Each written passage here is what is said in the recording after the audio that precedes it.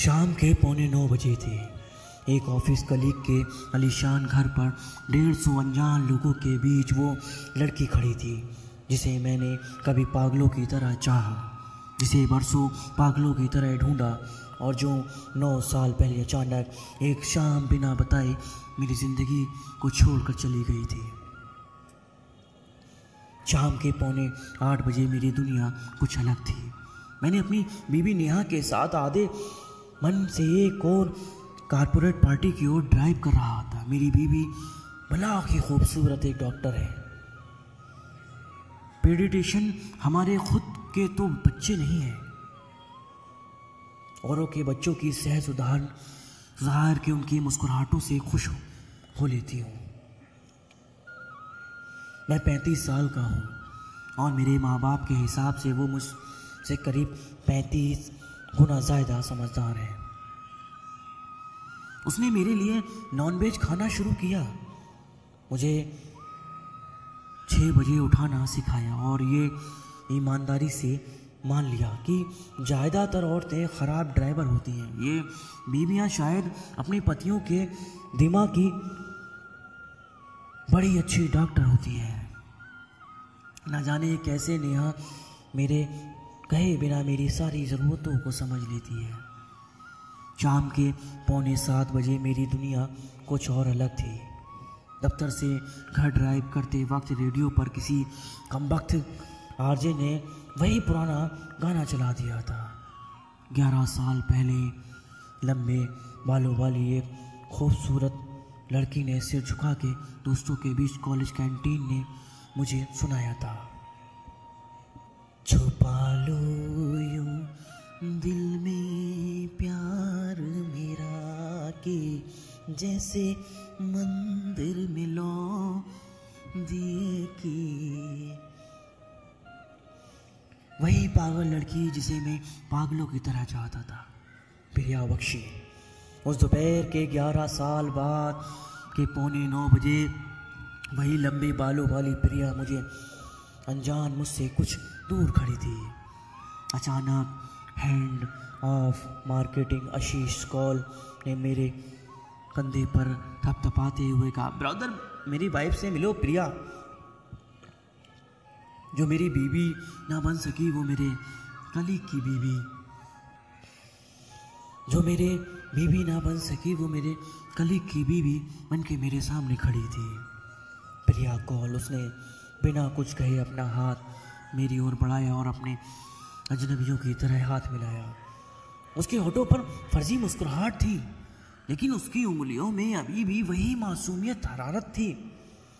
मैं ज़रूरत से 1-2 सेकंड ज़्यादा उसका हाथ थामे रहा, फिर कहा, Mrs Kaul meet my wife Neha. जो मेरी ना हो सकी वो मुस्कुराहट उससे पहले मिल चुकी थी। जिसका मैं ना हो सका मेरी डॉक्टर बीवी को शायद कोई डॉक्टर कलीग मिल गया। वो एक्सक्यूज़ मी कहकर वो एक और चली गई। प्रिया का जिंदा दिली हस्बैंड हाथ में ड्रिंक के लिए अपने यारों की टोली में गुम हो गया था। मैं और प्रिया 9 साल बाद फिर अपने सामने खड़े थे। मैंने पूछा, तुम उस रात क्यों नहीं आई रेलवे स्टेशन पर? मैगजीन स्टॉल के सामने 6 घंटे तक तुम्हारा इंतज़ार किया करता रहा, हर 5वें मिनट सीढ़ियों की तरफ देखता रहा। मैंने अपने हाथों में 2nd क्लास की 2 टिकटें लिए मैं उस सर्दी की रात ठंडी लकड़ी की बेंच पर बैठा रहा था। शाम से आधी रात हो गई, फिर ट्रेनों की शांति हो गई, पटरियां खामोश, प्लेटफॉर्म वीरान। समोसे वाला अपनी बड़ी सी लोहे की कढ़ाई और बचा कुचा गूंदा हुआ आटा लेकर चला गया। एक बुजुर्ग झाड़ू देर तक टूटे हुए कुल्हड़ किनारे करते नजर आ रहे थे। फिर आधा काम छोड़कर वो भी कहीं गुम हो गए। ना कुली, ना टीटी, ना पॉकेट मार, सब अपने घर जाकर सो गए। बचा मैं और मेरी नींद में डूबे मुट्ठी भर मुसाफिर जो मुझको मेरी तरह ही लग रहे थे, जैसे उन्हें ना जाने कहीं ना कहीं जाना था। बस यही एक वीरान प्लेटफॉर्म पर बैठकर एकांतहीन इंतजार करना था। सम चिली पनीर सर, वेटर ने कहा जैसे किसी जादूगर ने मुझे एक गहरी नींद से उठा दिया हो। मैंने देखा मैं प्रिया से बात नहीं कर रहा था, मैं तो खुद से बात कर रहा था। मैंने बस इतना पूछा, तुम उस रात क्यों नहीं आई? प्रिया ने कुछ देर मुझे खामोश देखा, फिर बोली, कैसे हो तुम? मैंने कहा, तुमने जवाब नहीं दिया। वो बोली, कुछ सवालों के लिए जवाब देना नहीं बनते हैं। तुम्हारी वाइफ बहुत खूबसूरत है, तुमसे बहुत प्यार करती है। मैंने कहा, पर मैं तुमसे प्यार करता हूँ अभी भी। वो बोली, तुम मुझसे नहीं मेरे ख्यालों से प्यार करते हो। मैं आशीष कौल की बीवी हूँ, जो हमारे बीच था उसे बहुत पीछे छोड़ चुकी हूँ। खुश हूँ और रेलवे स्टेशन पर नहीं आई अपने हस्बैंड के कलीग का पूरा पूल साइड लॉन्ग में खड़ी हूँ। जो वक्त हमने एक साथ बिताया बेहद खूबसूरत था, लेकिन वो बीत गया है। उसे जब तक थाम कर रखोगे सिर्फ तकलीफ मिलेगी। मेरी डॉक्टर बीबी दूर से अपना सॉफ्ट ड्रिंक लिए मेरी ओर चली आ रही थी और मैं उस कैदी की तरह महसूस कर रहा था जिसके लिए मुलाकात का वक्त ख़त्म हो चुका। मैंने प्रिया की आंखों में आंखें डालकर कहा, तुम उस रात क्यों नहीं आई? उस ट्रेन के सफ़र में हमारी ज़िंदगी बदल भी होती, हमारी शादी हो गई होती, हमारे बच्चे होते, हम खुश होते। कुछ ही पलों में मेरी डॉक्टर बीबी मेरे पास पहुंच गई। उसने पूछा, अरे आप लोग पुराने दोस्त हैं क्या? प्रिया बोली, नहीं, कुछ गलतफहमी हो गई थी। 11:15 बजे थे, मेरी ज़िंदगी बदल चुकी थी। प्रिया मुझसे 10 मीटर दूर खड़ी थी अपने हस्बैंड के साथ। मुझसे मोटा, मुझसे सूरत, मुझसे कम अक्ल, मुझसे हर मायने में कम आशीष कौल। यही वो डफर था जिसे प्रिया ने मेरे बजाय चुना था। वही जो कॉलेज में घंटों मेरे साथ बिताती थी, जो मुझे अपने नोट्स बेहिचक नकल कराने के लिए देती थी, जो मेरी खातिर हर दूसरे दिन अपने घर में झूठ बोलती थी, हमेशा वो रंग पहना करती थी जो मुझे पसंद था, जो कार्ड्स खेलते वक्त हमेशा मुझसे चीटिंग करके जीत जाया करती थी, जो अपनी माँ से ट्यूशन पर जा रही कहकर मेरे साथ फिल्म देखने जाया करती थी, जिसके लंबे बालों और काजल से सजी आंखों पर मैं फिदा था और टूटी फूटी शायरी करने की कोशिश करता था। मुझसे कभी खुलकर प्यार का इजहार नहीं कर पाई, लेकिन मैं उसकी बातूनी आंखों से सब सुनता था। वही जिससे मैं एक दिन कहा था, चलो भाग कर शादी कर लेते हैं।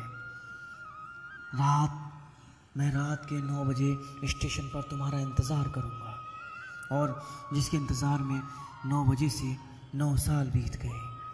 मैं जानता हूँ कि वो झूठ कह रही थी, मैं जानता हूँ कि वो मुझसे अभी भी प्यार करती है, मैं जानता हूँ कि वो अब भी वही चुलबुली लड़की थी जो कॉलेज में मेरे साथ बैठती थी, कॉलेज के बाद जो रोज़ बहाना करके मुझसे मिलने आती थी। मैं जानता था कि वो शादी उसकी मजबूरी ही रही होगी। एक शादी में कैद होना, अपने असली प्यार को छुपाना मुझसे बेहतर कौन जान सकता होगा। लेकिन शायद सच का सामना करना घबरा रही थी। तभी पार्टी के होस्ट से एक अनाउंसमेंट किया जाता है, मेहमानों को एक गेम खेलना था, ट्रूथ और डेयर। बोलो, क्या हिम्मत करो कुछ कर दिखाने की। प्रिया के सामने बैठी और मैं सोचने लगा, क्या ये इतने सारे लोगों के सामने सच बोल पाएगी? सच ये ट्रूथ और डेयर का मज़ेदार गेम है। 12 दोस्त एक सर्कल में एक दूसरे के सामने बैठे थे और एक दूसरे से निजी सवाल पूछ रहे थे, जो जवाब नहीं हिम्मत करता था लोग हंसते थे, तालियां बजाते थे। हिम्मत नहीं कर पाता था उसे टास्क दिया जाता था, मेज पर चढ़ो और मुर्गा बनो, अनजान औरतों से अपने प्रेम का इजहार करो। पार्टी गर्मी पर थी और शाम हंसी थी, हंसी के ठठाके और शराब के प्यालों में डूबी जा रही थी। अचानक प्रिया की बारी आई तो लोग उससे पूछने के लिए सवाल सोचने लगे। मेरी धड़कनें तेज होने लगीं, जैसे कोई गेम नहीं, मेरा ही इम्तिहान चल रहा हो। कोई पूछ पाता उससे पहले ही पूछ लिया, शादी के पहले प्यार हुआ है क्या आपको? महफिल अचानक खामोश हो गई। कुछ लोगों ने उसके पति को छेड़ना शुरू कर दिया। सब बेसब्री से उसके इंतज़ार का जवाब करते थे। उसने मुझे देखा और चुप रही। थोड़ी देर की खामोशी के बाद आखिरकार बोली, नहीं, आज तक सिर्फ अपने पति से ही सच्चा प्यार किया है मैंने। वापसी में मैं 20 मिनट तक कुछ नहीं बोला। गाड़ी चला रहा था पर दिमाग नहीं चल रहा था। मैं बेहद परेशान था और मेरी डॉक्टर बीवी से ये भी बात छुपी हुई नहीं थी कि उससे रहा नहीं गया। इसीलिए थोड़ी देर के इंतजार बाद पूछा, आर यू ओके? मैंने कहा, हाँ हाँ। क्यों? उसने कहा, नहीं, बहुत चुपचाप हो इसीलिए पूछा। मैंने कहा, नहीं, पार्टी के बारे में सोच रहा था। वो बोला, हाँ, पार्टी अच्छी थी मिसेस, कॉल तो जो मुझसे बहुत ही स्वीट लगी। तुम पहले से जानते हो क्या? मैंने कहा, नहीं, आज पहली बार मिला, 10 मिनट बीत गए। नेहा खिड़की से बाहर देखती रही, फिर अचानक मेरी ओर घुमा कर बोली, मैं 9 साल से जानती हूँ कि तुम प्रिया से प्यार करते हो। फिर प्रिया से शादी के कुछ दिन बाद ही गलती तुम्हारी डायरी पढ़ ली थी। वो डायरी जिसमें तुमने अपनी और प्रिया की यादों के बारे में लिखना आज तक बंद नहीं किया। किताबों में रखे सूखे फूल, वो तुम्हारे खत तुमने उसको लिखे, लेकिन किसी पन्ने पर उसे भेजा नहीं, किसी पते पर तुमने उसे भेज नहीं पाई।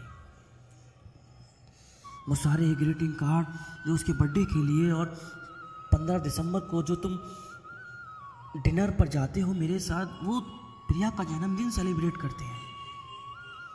मैं सब जानती हूँ और 9 साल से आज की शाम का बेसब्री से इंतजार कर रही हूँ। मुझे उम्मीद है कि तुम्हारे सारे सवालों को अपने जवाब मिल गए होंगे। ये सच था, प्रिया के सारे सवालों के जवाब मैं आज पूछ चुका था। जान गया था कि सच क्या था। मैं शर्मिंदा था। मैंने धीरे से नेहा का हाथ थाम लिया और कहा, आई एम सॉरी नेहा।